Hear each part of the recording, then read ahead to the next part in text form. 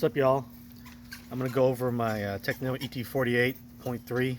This is one of my little speed bashers. It's a fast little truck. I'll show you what's done to it and what I think about it. So I do run it on 8S currently. It's never been on 4S. It's always been a 6S truck. I used to run it with a X-Max motor, which is 1600 kV, and on 6S it was pretty wild. Now I run it on 8S with this Castle 1717 1650 kV motor, and it's even crazier. But as you can see, the 8S battery is pretty tall. It's actually two 4S batteries stacked, and I taped them together, but it does fit under the stock body. Dogs are going crazy. Apologize for the noise, but anyway, so this is the M2C Game Changer chassis, which is it's an extra wide plate. Oh, there goes the battery. So by running the wide chassis, you can relocate the ESC to the back. You can leave it in the front if you want, but the whole point is you can relocate the ESC, and that gives you room to run a longer can motor. Normally the ESC ends up over here, so you can't run these long can motors. I think this motor is 90 millimeters long, and my servo is not backwards, by the way. Everyone always says it's backwards, but when you run the wide chassis, you flip the servo around so you can get alignment with the steering rack, since the servo is offset. But this is a Protect 370 TBL. It's waterproof, and this thing does go through water.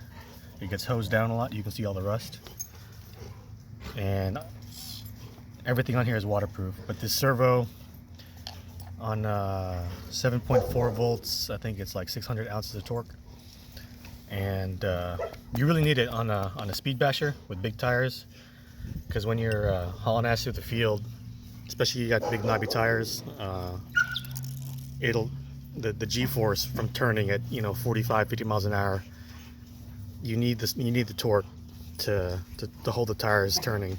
Otherwise the side force, the side loading on it, will stain it up. But so these are my street tires. These are the Proline Street Fighters. These are belted. I like them a lot. My normal bash off-road tires, or even on the street, are the Arma D-Boots Backflips LP, which is off the 4S trucks. So the 6S tires are a little bit too big, I think. They're actually bigger than these. But the D-Boots Backflips off the 4S trucks is just a hair smaller than these, and it's the perfect combo for a truggy this size. But anyway, so when you get the wide chassis, the Game Changer, it'll come with this center brace. But I also added, I initially added this rear brace, and then I've since added this M2C shock tower brace. Well, ever since in one of my bad crashes, I ripped the entire tower clean off the diff housing. So I replaced all that. I added that brace, and then recently I bent my stock motor mount in a bad crash. I think the weight of the motor just leveraged it, and it bent the motor mount insert, bent the motor mount, and it ruined my steering top plate, and man, it did a whole bunch of stuff. But anyway, I'm running the aluminum motor mount, the stock Tekno. I think they're discontinued. I may have found the last one on the internet, but normally these are plastic, the bearing carrier for the center diff. But with this one, this Tekno upgrade, it's all aluminum. The motor mount insert is from M3, I think he calls this company, the guy in Germany. It actually got here really fast from Germany. but this one allows you to run M4 or M3. Well, actually this one's only M4 because I ordered it as M4 motor mount bolts. So if you're running the big can motors, a lot of times they'll have both M3 and M4 hardware, but I always try to run the bigger screws. But the center diff is also M2C. This is the aluminum center diff, and I am running 44 on the steel spur, the Tekno steel spur, and as you can see 20 on the pinion. That's a pretty good combo for me. I can't even go smaller than a 20. The motor is already hitting the it's about to hit the center brace, but it's still pretty good. It's done over 80 on the street, and that's not even full throttle. It's pretty uncontrollable, honestly. I think I need to put more rear toe in. I took it out, but I think I need to put it back in for stability. So my diffs are actually stock. I haven't done the bearing upgrade yet. What else? So the ESC, this is the Castle Mama Monster X 8S. It's censored. Whenever I had that bad crash that bent my motor mount and everything, I also bent my D-block, so went ahead and replaced it with the M2C. I replaced the C and the D-block with his fancy like rounded edge whatever hinge pins and the Delrin inserts. The arms, I got a little bit of play in them, but not too bad. I've only replaced the fronts once, I think, because they really hog out the holes for the hinge pin. But everything is pretty much stock other than that. I really only added like durability upgrades, I guess. So my divs are stock, my axles are stock. I haven't done the arm upgrade yet. As you can see, I have some cowhide front bumper, and my mud guards are, a lot of people think they're wood, but those are actually cowhide. It's leather.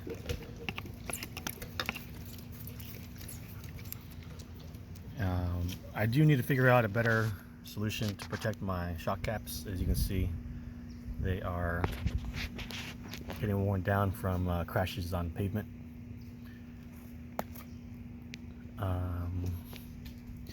So this truck off-road has only done 65 on 6S. I haven't tried yet on 8S. Man, it's got too much power on 8S. It's too squirrely. I've ordered a gyro, it's not here yet. I used to run this on a Traxxas radio with the TSM, and it made it a lot easier to drive. Now on 8S it's just it's too squirrely, and it's wheel spin or wheelies at really any speed. But hopefully I can hit 70, hell, maybe 80 off-road. I do want to try to hit 100 on-road with these. That's why I bought these tires. I think Proline only rates them to 95, but I mean, we'll see what happens. Oh, so I did also add this top plate, the steering top plate. This is from All Racing. I think he's on eBay, but you can also, his bigger store is on AliExpress. Let's see, what else have I done to this? So this receiver box, this is where the actual receiver is. There's nothing in here. It just, the wires go through. And it actually fits perfectly because it wedges nicely against the motor for a little bit more support. There's no good fan solution for the 1717 can. So I just actually screwed this fan directly to the chassis side rail. But anyway, let's look at the other side. Oh, here, this is a, I use this for a spur protector. This is a piece of a Arma Sentin battery tray, I think. So this here is a balance plug holder. So you stick them down in there and then you can secure it. That's pretty neat. With this battery here, the balance wires are actually really short, so I don't have that problem anymore. But this is also handy to keep your battery wires away from the moving parts. see, what else have I done to it? I did put the orange springs on here. I think I still need to go stiffer. Surprisingly, this battery, even though it's huge, it only added I think 4 ounces of weight to the truck. I don't know how much the ESC and the motor added. I don't think it added much, maybe an ounce or two, because like I said, the motor I used to run was the same size as this and almost the same kV. But currently, with the battery, it weighs 13.2 pounds. So it's not light, but it's not super heavy. But with that kind of power, it's got a pretty good power to weight ratio. I do run, so as you can see here, I made this adapter to run dual 4S. I normally would have just put it straight onto the main leads, but this allowed me the option of running a single 6S, which really that should be better. That's more practical. 8S, yeah, you know what? Do it. It's fun, but man, the crashes are big. But you know what? With these big tires, it crashes really well, if that's even a thing. It just cartwheels for days, and as long as it lands on its wheels, then it just drives off. The only major failure I've had was whenever before I had all these braces in the back, literally ripped the tower off the diff housing. But other than that, I do wear the arms pretty good, but that's an easy fix. I wear them out at the inner hinge pins.